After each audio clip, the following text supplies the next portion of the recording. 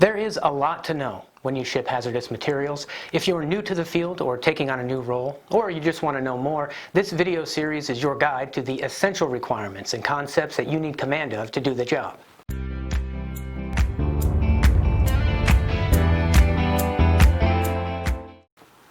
I'm going to kick things off here with a foundational question for any business that needs to move a chemical, a product, a waste, a sample, or anything that's regulated as a hazardous material or hazmat in transportation. If we ship hazardous materials, or if we want to, or if we think we might have to, how do we do that safely and legally?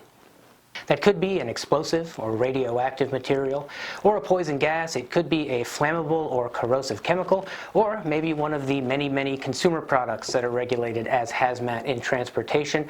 We're talking adhesives, paints, perfumes, inks, oils, alcohols, aerosols, some medicines, cleaning products, lithium batteries. You get the idea. We'll start with what you probably already know. There are rules to follow if you ship hazmat. There are a lot of rules.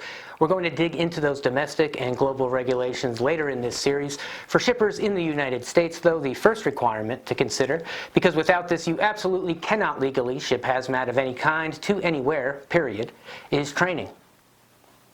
When you ship hazardous materials, U.S. law requires you as an employer to provide training for employees whose actions or decisions can affect cargo transportation safety.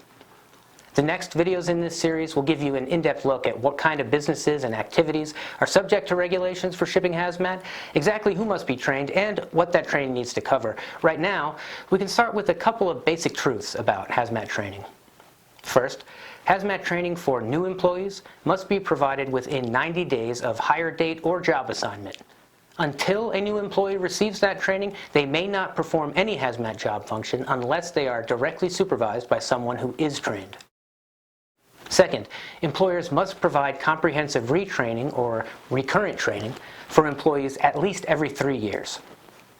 After adequate hazmat training is provided to an employee, the employer must certify that training was done by creating, signing, and maintaining a detailed record of training.